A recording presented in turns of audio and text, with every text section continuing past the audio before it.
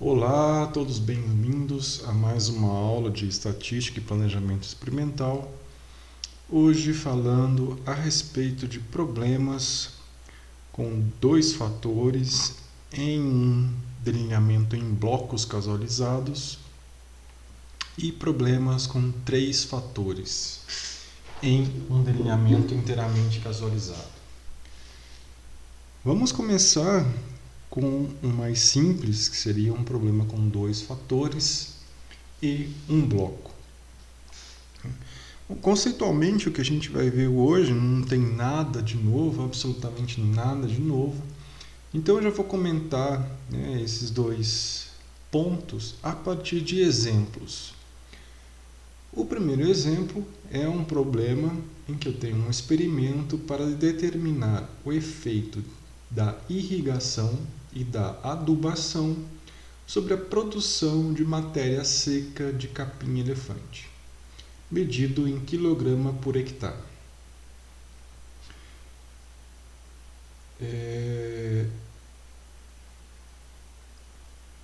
Então, o experimento foi corrido em parcelas que mediam 3 por 5 metros, constituindo-se de 4 linhas, cada uma dessas parcelas, de 10 plantas cada uma. Então, optou-se por tomar cada uma dessas 4 linhas como um bloco, ficando então irrigação e adubação como os dois fatores a serem analisados para ver se há influência na produção de matéria seca de capim-elefante. Para irrigação existem dois níveis, com ou sem irrigação, e adubação tem 3 níveis, que seriam adubação química, orgânica e o que a gente está chamando aqui de testemunha, ou seja, sem adubação. Então, esse é o problema. Vamos aqui agora, com o auxílio do software aqui, do R, fazer a análise de variância desse DBC com dois fatores. Eu já estou aqui com o RStudio aberto, Primeira coisa é definir qual é o meu diretório de trabalho. Vou definir aqui como Source File Location. Isso porque eu já tenho tanto meus scripts quanto meus arquivos de dados na mesma pasta. Então, definido o diretório de trabalho. Vou, primeiramente, limpar o ambiente de trabalho. Então, rodar aqui a linha 2. Vou carregar meus dados, então para isso carrego a biblioteca XLSX. Agora, com o comando read xlsx, vou carregar os dados que estão no meu arquivo, fatorial mais bloco UFLA 207. Carrego os dados, dou um attach dos dados para torná-los nativos do ambiente de trabalho. Então vejam aqui, no lado direito aqui, que eu já tenho aqui dados carregados, Se eu abrir aqui, inclusive, eu vou ter aqui irrigação, adubação, que são as duas colunas de dados dos meus fatores, bloco e observação, OBS aqui, que são meus dados observados. Bom, e como é que eu faço um DBC num problema com dois fatores? Vou carregar aqui a biblioteca xpdes.pt e para fazer esse DBC eu vou chamar a função fat2, pois eu tenho dois fatores, .dbc. Então, um fat2 em um delineamento em blocos casualizados. A ordem aqui dos parâmetros, Então, sempre as fontes de variação primeiro, sendo os fatores primeiro. Então, por isso que eu tenho aqui irrigação e adubação, depois o bloco. E, finalmente, OBS, as minhas variáveis observadas. Os demais parâmetros aqui são os de sempre, né? O método de comparação de média escolhido, os níveis de significância, etc. Vamos rodar aqui. Bom, análise feita. Eu tenho aqui o valor P 0,49 para o bloco maior que o nível de significância, portanto rejeito H0, aceito H0 para o bloco, né? Ou seja, não há diferença entre a produção média, né, de matéria seca, nas diferentes fileiras, né, que eram os meus blocos. Já para os meus fatores irrigação e adubação, eu tenho um p-valor menor do que alfa, portanto rejeito H0, e há aí diferença na produção média de matéria seca ao nível de significância de 5%, que é o nível de significância adotado, para ao menos um nível, né, do fator irrigação e um nível do fator adubação, com relação aos demais níveis.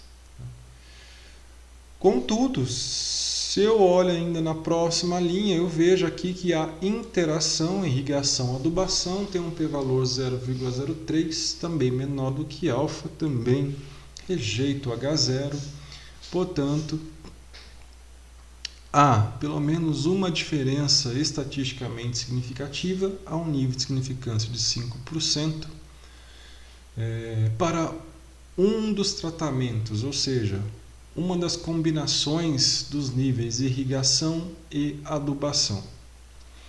Bom, já que a interação foi significativa, a gente passa a analisar então os desdobramentos, certo? Então, o primeiro que eu tenho aqui é o desdobramento de irrigação dentro de cada nível de adubação. Então, eu fixo a adubação, o método de adubação, e aí vou analisar o desdobramento de irrigação, que seria com ou sem, né, os dois níveis, dentro de cada nível de adubação. A gente pode ver aqui o seguinte: tanto para adubação orgânica, quanto para adubação química, quanto para a minha testemunha, ou seja, sem adubação, o p-valor é menor do que alfa, portanto, né, eu rejeito H0, né, para os três casos. Então, portanto, há pelo menos uma diferença estatisticamente significativa a um nível de significância de 5% para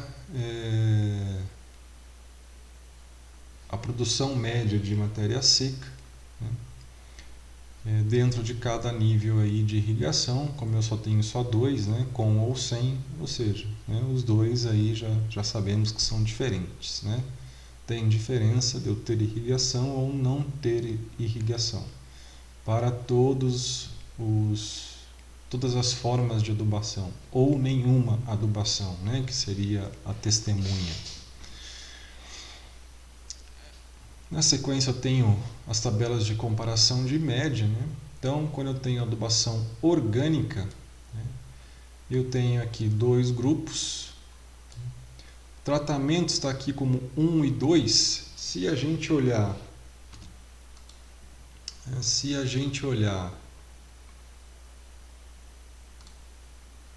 aqui o Global Environment, né, vou olhar em irrigação,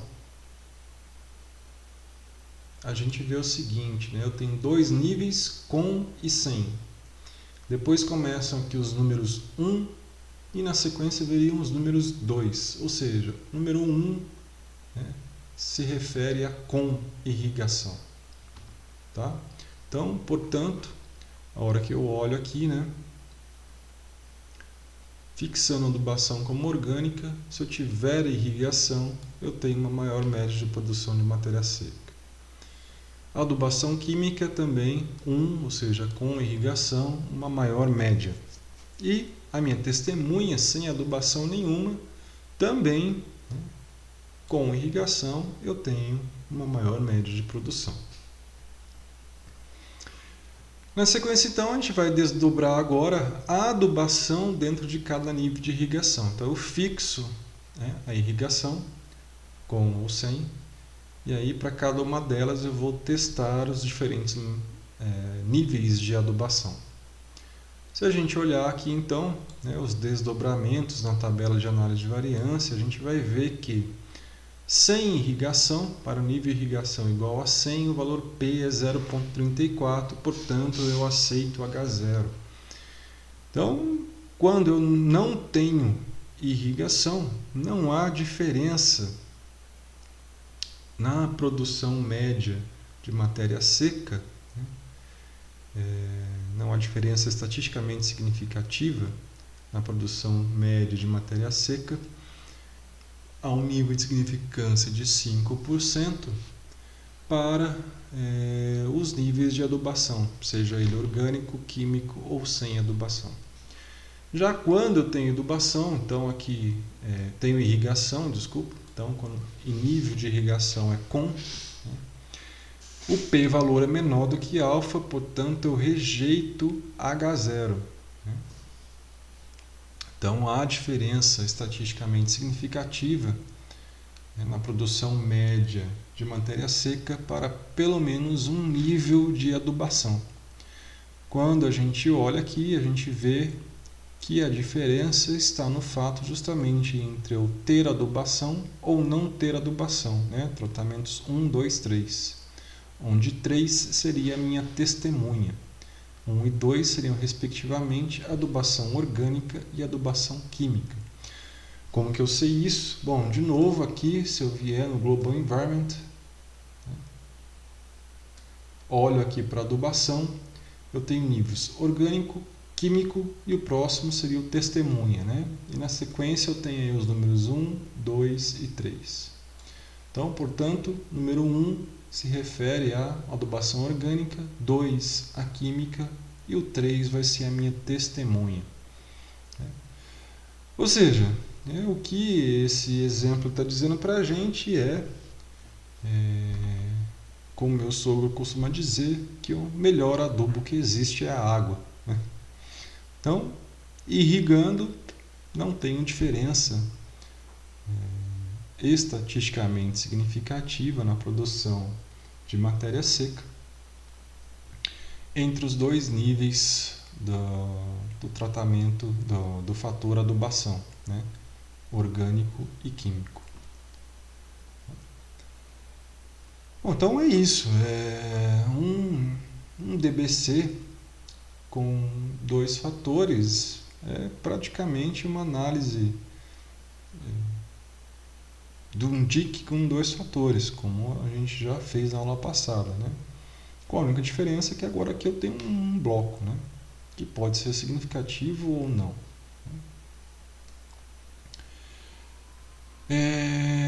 Vamos ver com relação às análises de pressuposição do modelo. Bom, a função FAT2.dbc já fez para mim o teste de normalidade. Ficam faltando os testes de independência e homogeneidade de variância.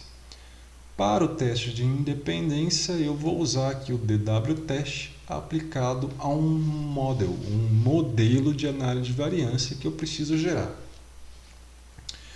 Como é que eu vou gerar esse modelo? Então, usando a função AOV, de Analysis of Variance, que vai gerar um modelo que está relacionando OBS, os dados observados, com a interação entre meus fatores, então, no caso são 2, mais o bloco.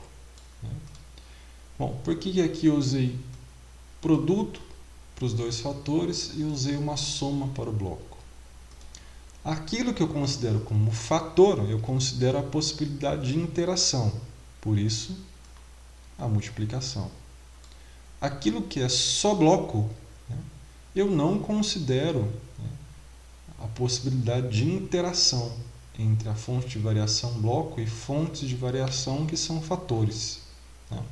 Por isso, apenas o sinalzinho de mais aqui para bloco. E assim eu gero o modelo.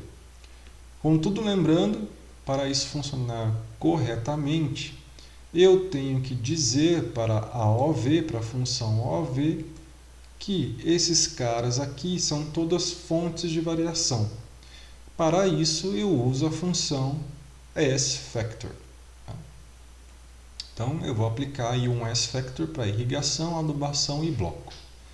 Então, vamos fazer isso. Criei o modelo. Agora eu posso carregar a biblioteca lmtest e finalmente fazer o Durbin-Watson teste, né? O teste para independência dos resíduos. Falta agora a homogeneidade de variância, tá? Então, vou começar aqui pelo teste Bartlett. Vemos aqui que deu um erro. E está falando que eu precisaria de pelo menos 2 observações em cada grupo. Está me dizendo que eu precisaria de pelo menos 2 repetições em cada tratamento. Então, em cada par irrigação ou adubação. Os testes de homogeneidade de variância são sensíveis a repetições, né? Eu preciso ter repetições para rodar esses testes, né? Que é justamente para gerar uma estatística, né? Se eu tiver um único valor, eu não gero essa estatística. Eu preciso de mais repetições para justamente fazer uma estimativa da variância, né, de cada grupo, tá? Então, se eu for testar aqui o Levene teste, o Flinger teste, tá, também vão ter problemas.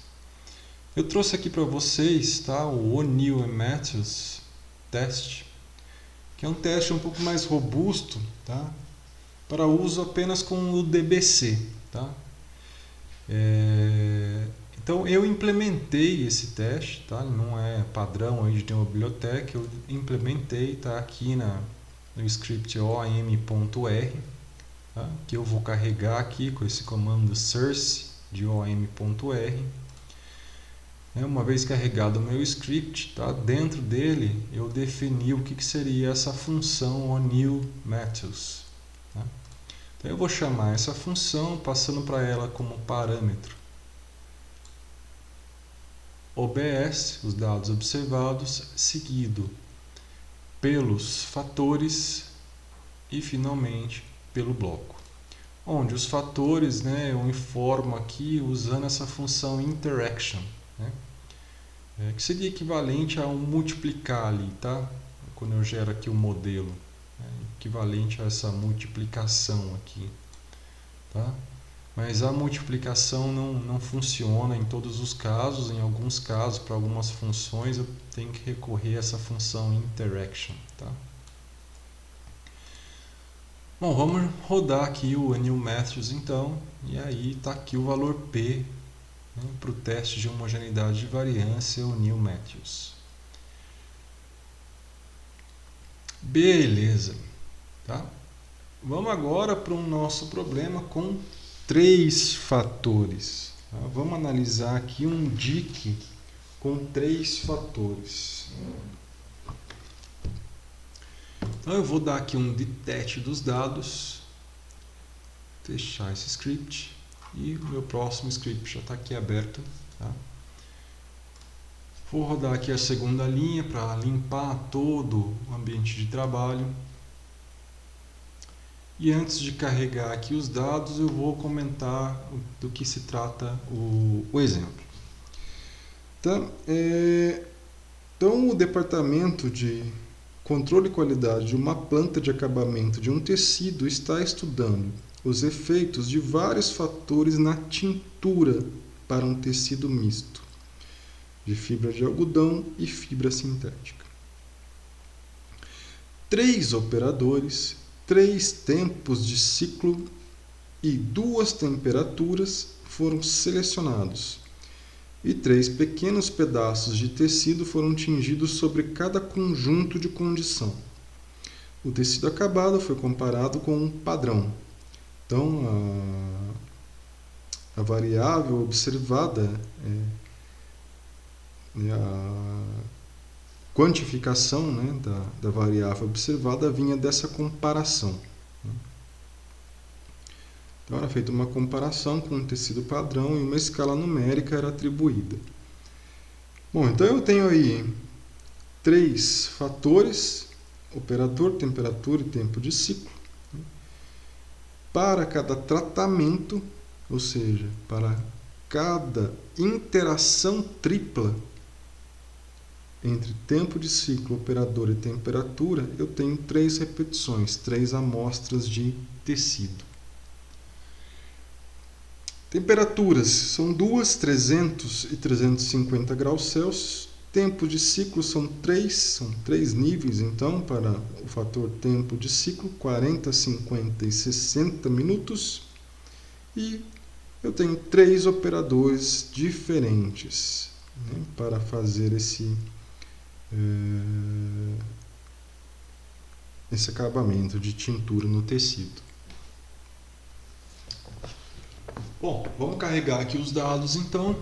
Então, na linha 15 aqui, vou usar o read XLSX, né, para carregar os dados. Eu não preciso recarregar as bibliotecas, pois eu já carreguei no exemplo anterior, né, e não fechei o RStudio. Então, só carrego diretamente os dados. Eu tenho que lembrar sim de dar um attach. E vou fazer a análise de variância. O meu problema é um DIC, tá? Eu não tenho bloco nenhum, só que eu tenho 3 fatores. Então, para isso, eu vou usar a função fat3.dic. Os parâmetros aqui são, na sequência, os 3 fatores, seguido da variável observada. E depois os demais, né? Método de comparação de média, nível de significância, etc. Bom, está fazendo. Bom, feito o meu FAT3 aqui. Bom, vocês vão perceber que com 3 fatores começa a ficar difícil chegar a alguma conclusão. Tá?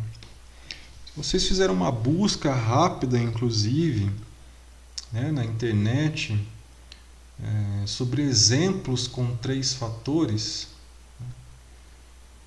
eu pelo menos não fui capaz de encontrar. Aliás, eu até encontrei, mas eu encontrei exemplos, né, pouquíssimos, em que a interação tripla não era significativa. Apenas as interações duplas. Então, agora, como eu tenho 3 fatores, né, eu tenho a possibilidade da interação entre esses 3 fatores, que é o que eu estou chamando de interação tripla. Além de 3 interações duplas possíveis. Então, no caso, né, do exemplo, eu tenho operador, temperatura e tempo de ciclo como fatores. Então, eu posso ter interação entre operador e tempo de ciclo, entre operador e temperatura, e entre tempo de ciclo e temperatura. Então, eu tenho 3 interações duplas possíveis. E posso ter a interação tripla. Né? Posso ter os 3 fatores interagindo e alterando a minha variável observada. Que é o caso aqui, né? Se a gente olhar a análise de variância, eu tenho que os fatores isoladamente, né, tem p-valor menor do que o nível de significância, portanto eu rejeito H0. Se eu olhar as interações duplas, apenas para a interação temperatura com o operador, é que eu tenho um p-valor maior do que alfa, portanto eu aceito H0. Contudo, para esse problema, a interação tripla tem p-valor menor do que alfa, menor do que nível de significância. Portanto, eu rejeito H0 para a interação tripla. Então, na sequência aqui, o que a gente vai ver, né, é uma análise de desdobramento da interação tripla.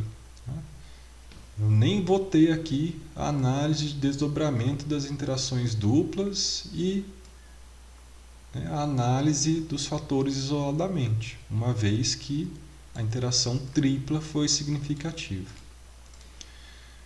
Bom, então como é que procede esse desdobramento da interação tripla, né? Então, olha só o que acontece, né?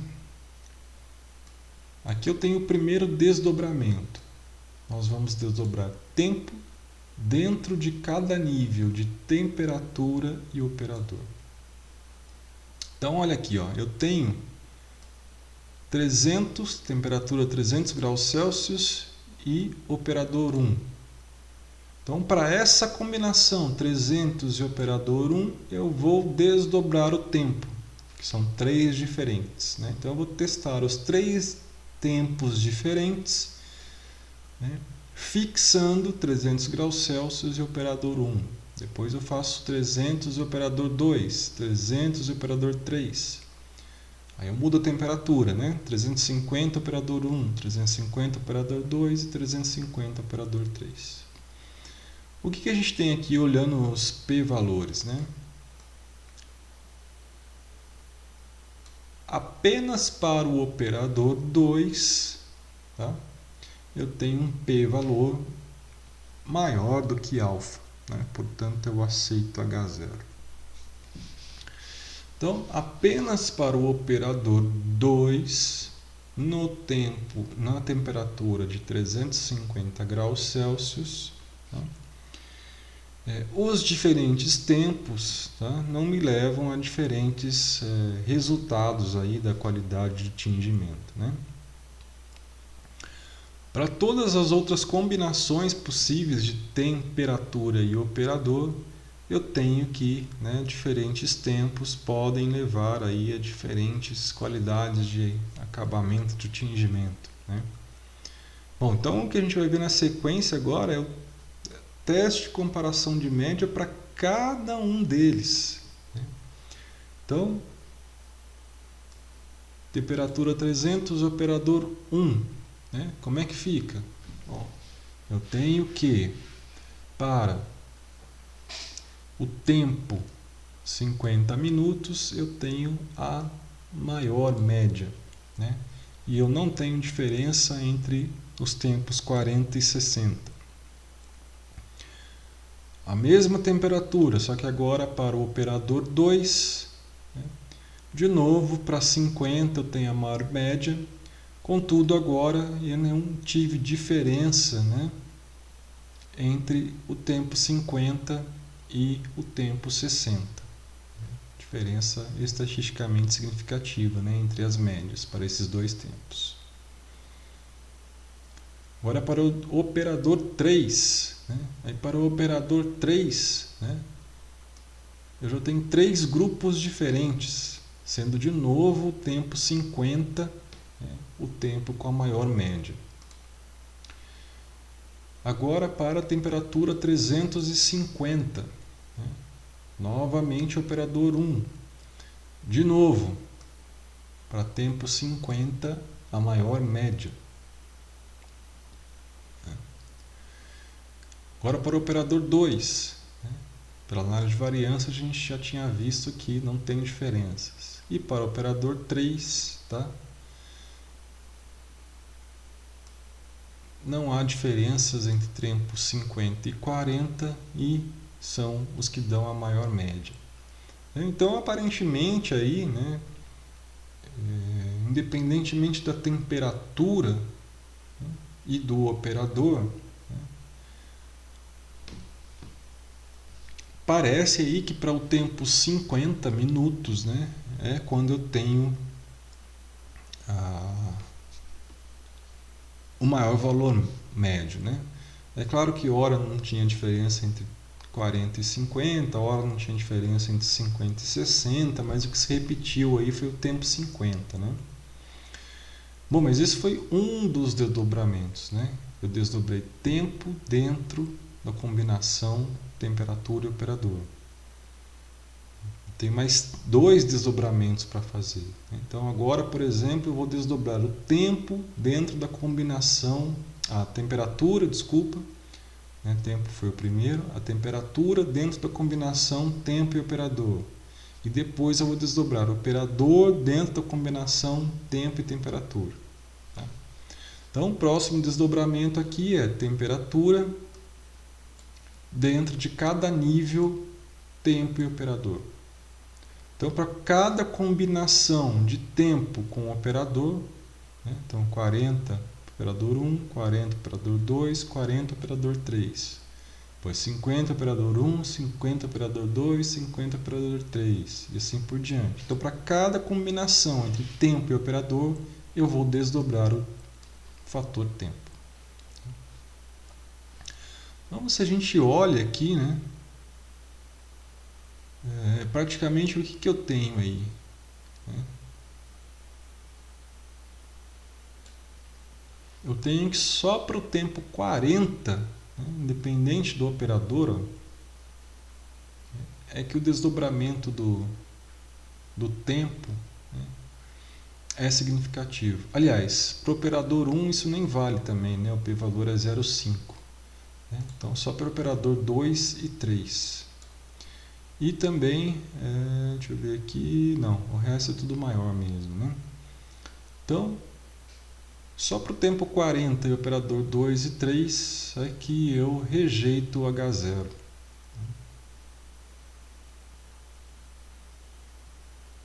Então, tempo 40 operador 2 e tempo 40 operador 3.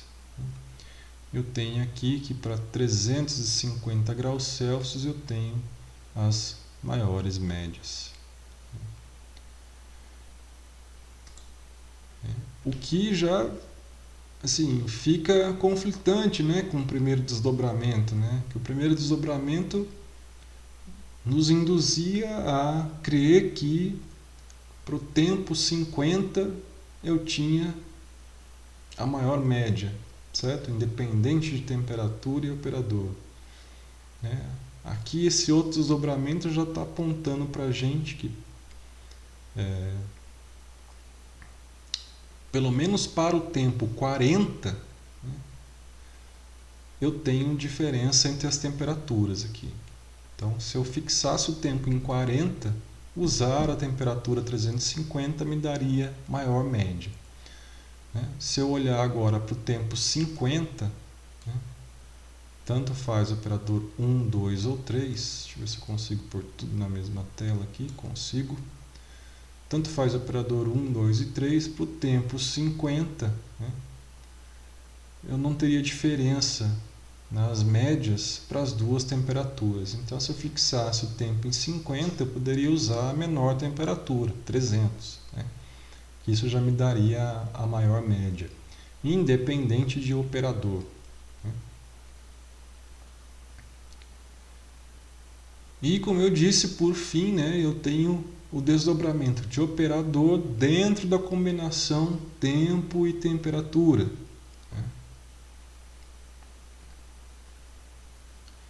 Então eu tenho aqui 40 e 300, 40 e 350.